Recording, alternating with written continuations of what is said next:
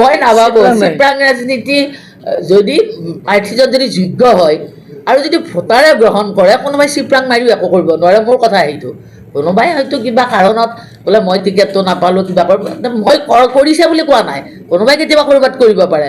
যদি প্ৰাৰ্থীগৰাকী যদি গ্ৰহণযোগ্য হয় ভোটাৰৰ তেতিয়াহ'লে কোনোবাই তাৰমানে চিপ্ৰাং মাৰি একো কৰিব নোৱাৰে। কাৰণ আজিৰ আগৰ ৰাজনীতি আৰু এতিয়াৰ ৰাজনীতি এটা সময়ত এনেকুৱা আছিল এটা মদৰ বটলতো ভোটাৰ কিনিছিল, 500 টকা দিও ভোটাৰক ক্ৰয় কৰিছিল এনেকুৱা।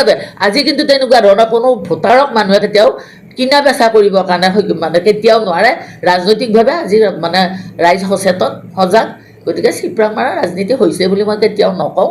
আৰু কৰিও কিন্তু মোৰ ক্ষেত্ৰত বিশেষকৈ কোনো মানে লাভালাভ কৰিব তেওঁলোকে নোৱাৰে।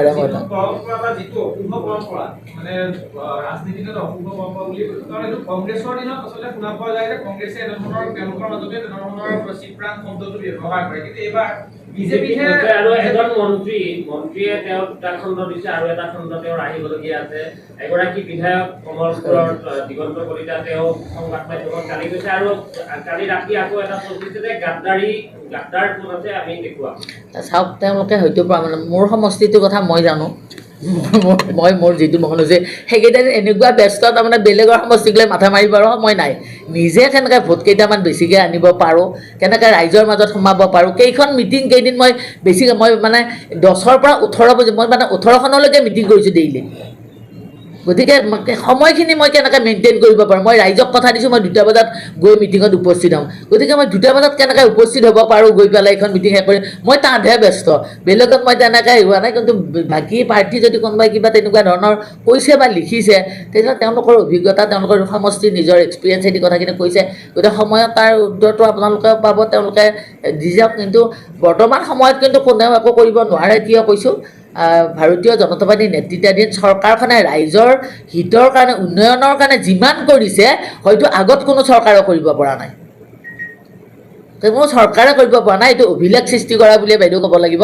আমি এইটো নিশ্চয় ক'ম, কাৰণ বৰ্তমান মহিলাসকলক লৈ, কৃষকসকলক লৈ, আমাৰ নিবনুৱা যিবিলাক উচ্চ শিক্ষিত ল'ৰা ছোৱালী আছে বা বৰ্তমান পঢ়ি থকা ছাত্ৰ ছাত্ৰী, এই সকলোক লৈ যিমানখিনি কৰিছে আজিৰ সময়ত কোনেও ক'ব নোৱাৰে এটা সাধাৰণ দুখীয়া পৰিয়ালৰ যদি কিবা এটা ৰোগো হয়, বেমাৰ হয়, সেই চিকিৎসাটোৰ পৰা আজিৰ সময়ত চিন্তা কৰিছে।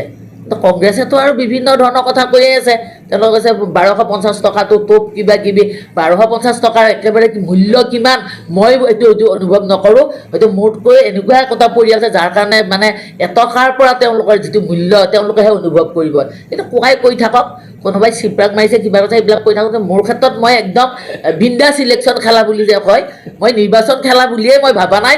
এজ ইট ইজ মোৰ যিটো জাৰ্ণি তাৰমানে সাধাৰণতে মিটিং কৰি থাকোঁ মই তেনেকুৱাকৈ মোৰ সমষ্টিটোত মই পাৰ কৰিছোঁ। ধুনীয়া সমৰ্থন সকলোৰে, এটা নন পলিটিকেল যিসকল পৰিয়াল আছে ব্যক্তি আছে তেনেকুৱাবিলাকৰ মই ভাল সমৰ্থন পাইছোঁ।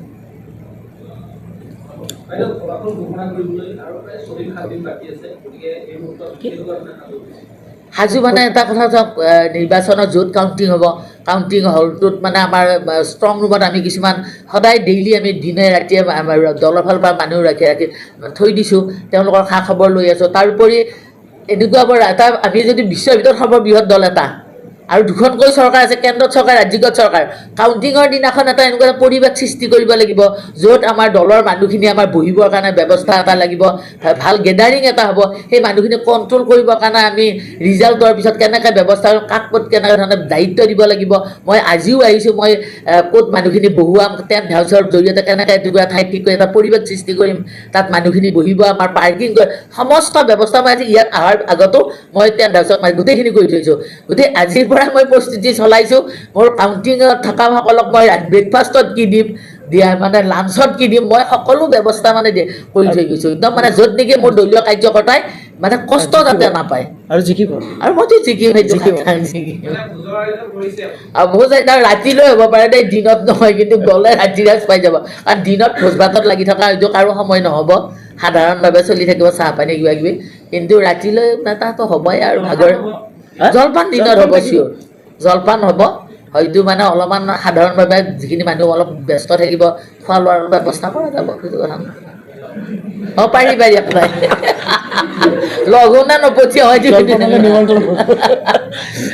নীলিমা বাইদেৱে মানে জলপান খাবলৈ চবকে নিমন্ত্ৰণ কৰিছে নাই বিহু বুলি চলি আছে দে জলপানটো একদম বিহু বুলি মই দৈ চিৰা লাড়ু পিঠা মোৰ ঘৰত মানে ৰেগুলাৰ ৰাতিপুৱা যিমান মানুহ যায় খুৱাই পঠিয়াইছোঁ আৰু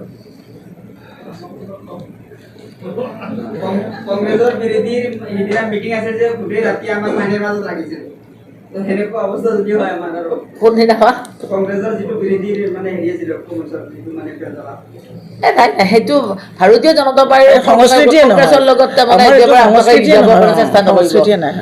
আমি অতিথি অপ্যায়ন বুলি ভাবোঁ মাজতে কিন্তু আমি মানে ৰাইজৰ লগত আছোঁ ৰাইজৰ হৈ কাম কৰি যাম ধন্যবাদ সকলোকে এইখিনিতে